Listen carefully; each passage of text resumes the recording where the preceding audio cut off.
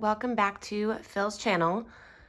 Today I wanted to talk about potty training. Sorry that you are getting a nice view of Phil's tushy right now. Let me open up his cage and see if he wants to say hi. Phil. Hi, buddy. Hi. Oh my goodness. Hi, babe. Does that feel good? Oh, look at that little paw up in the air. Yeah. So I had some requests to talk about potty training. So I wanted to go through that.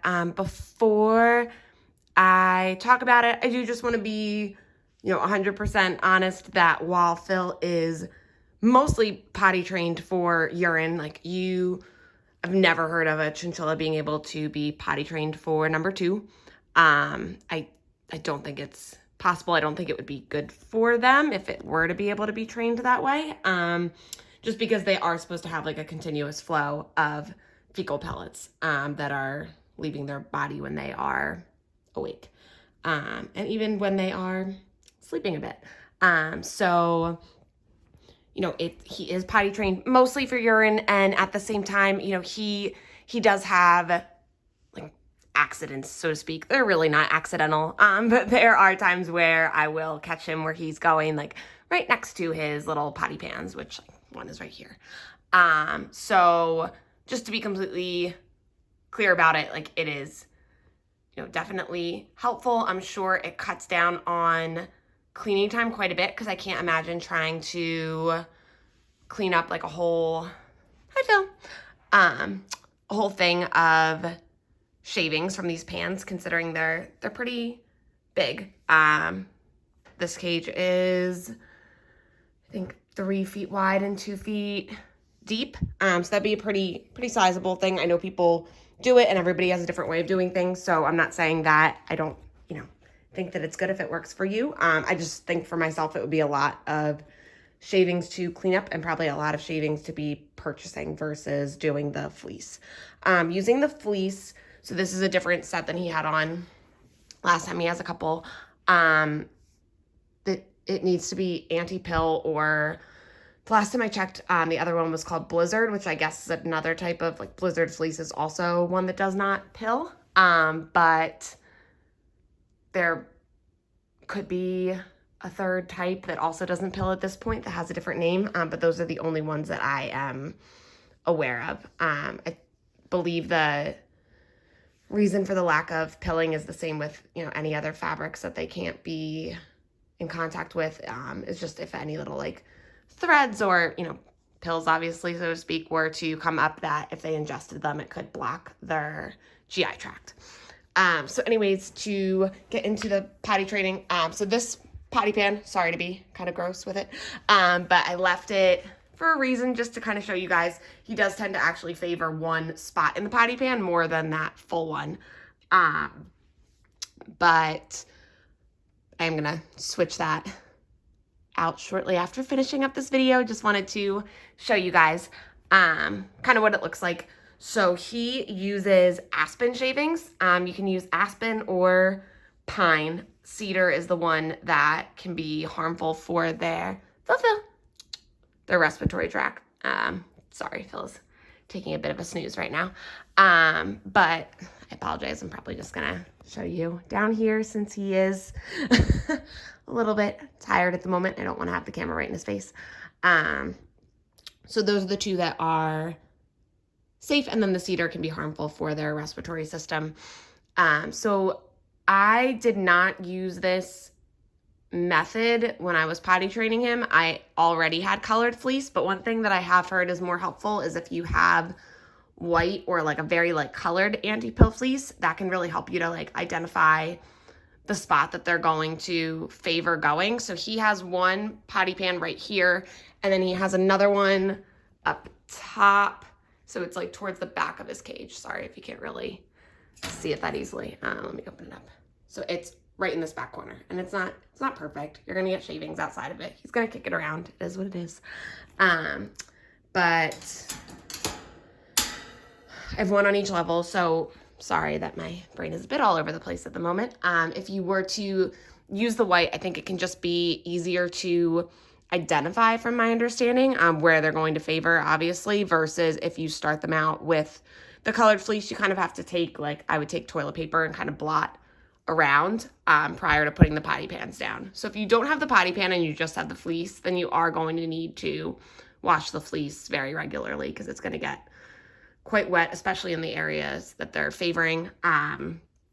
But if you have the potty pan, then it can extend the life of the fleece prior to needing to wash it quite a bit.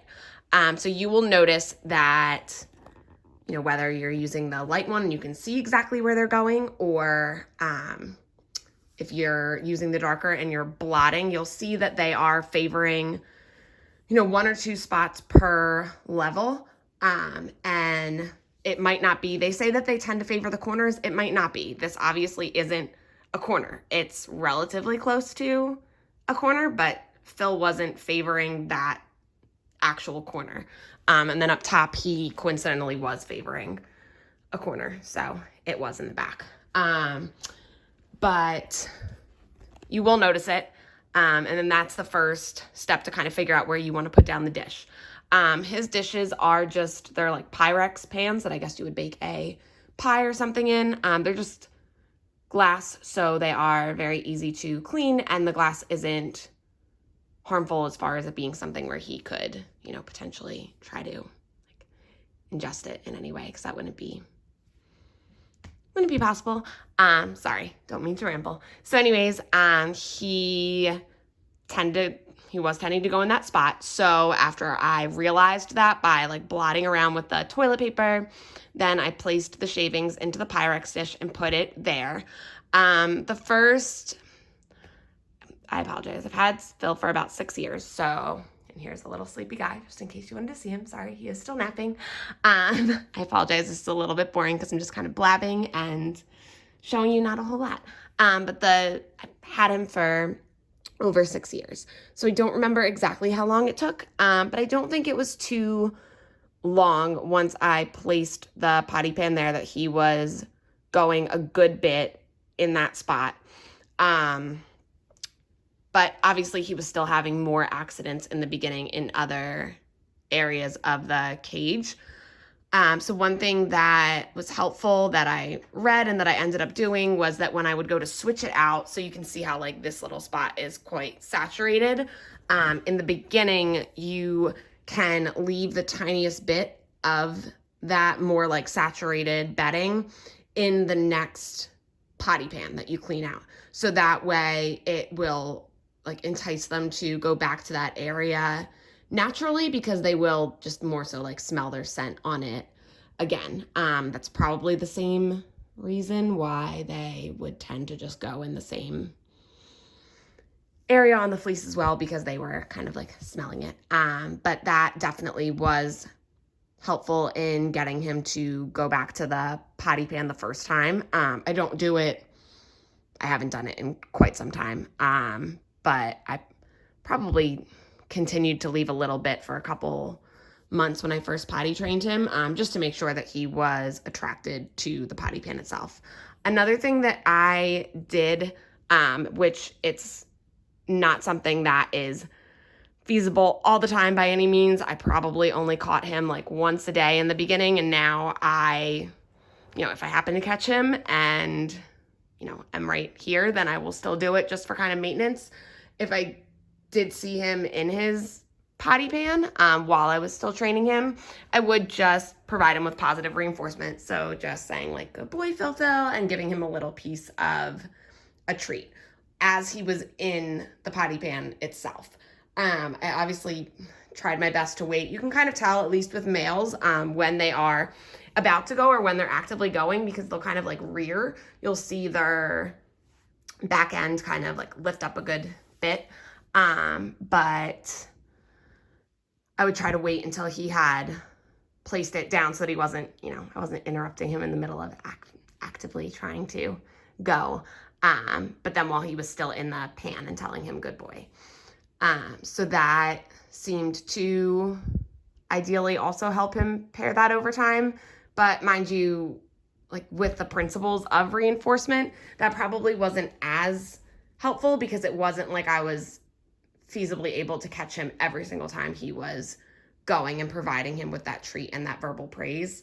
It was just something that I did on top of it. In order for that to really be effective, I would need to have some kind of a system with it, have been doing it, more frequently throughout the day than maybe once if I happen to catch him at the right time, because it's not like I could just sit next to his cage and watch him. I did have to, do some other things. But yeah, so I would say that if you are able to do that, that may provide a bit of help, but mostly just identifying where they're going and then trying to make sure that you're putting like that little bit of the soiled bedding back into the potty pan the next time. So that is pretty much it. I am so sorry. I feel like I was kind of, did not mean to put my hand in front of the camera. I feel like I was a lot of bit scatterbrained going through this with you. So I sincerely apologize if it was hard to follow, but I hope that it will be helpful. These liners are sewn specifically for the pans in his cage, which is a Ferret Nation. It's model 182, which you can purchase from a whole bunch of places, and I have it listed in the description box of his cage tour. I just don't have it linked because different sites will run sales at various times. But yes, so these are sewn, but I have definitely read online people just, using fleece that they purchased and then, just reinforcing it down however they choose instead of having them like sewn perfectly. It just was what happened to work for me, to get them this way. I also have no sewing skills, so I couldn't even attempt to do it on my own. I did have to get them. But yeah, that is pretty much it. I apologize again for rambling. I hope that this is helpful. And I hope that, if it is something that you're interested in doing, that it will, work out for you and your chinchilla. That's, like I said, definitely isn't something that's going to happen overnight. It would probably be good to, once you put the fleece down, like observe them for a good few days to get an idea of where the spot that they're tending to go on each level, or if you have one level, is, prior to putting the pans down. And then once you have the pans down, like I said, I apologize, I don't have an exact time frame, but it probably is, a good few weeks, if not, maybe like 2 or 3 months before they more so get the hang of it. So don't get frustrated if you feel like you're seeing a lot of accidents. And also, like I said, Phil does still have them. It is not perfect. I definitely find him in the act going right outside of his potty pan or in a completely different spot on his liner, as well as, just because I caught him in the act, like while I was in here, he probably does it other times as well. It just definitely cuts down on the amount of times that it's happening once they are trained. So I hope that you guys have a wonderful day. Please consider, I don't know if I can get Phil to come say hi. He is so sleepy right now, Phil. Hi, baby. Hi, there's your little face. I hope that you will consider subscribing. Please like the video if this was helpful. Again, I'm so sorry that I rambled, but that way I know whether or not you guys are enjoying them. Hope that you have a wonderful day, and I will be back very soon for another video. Bye.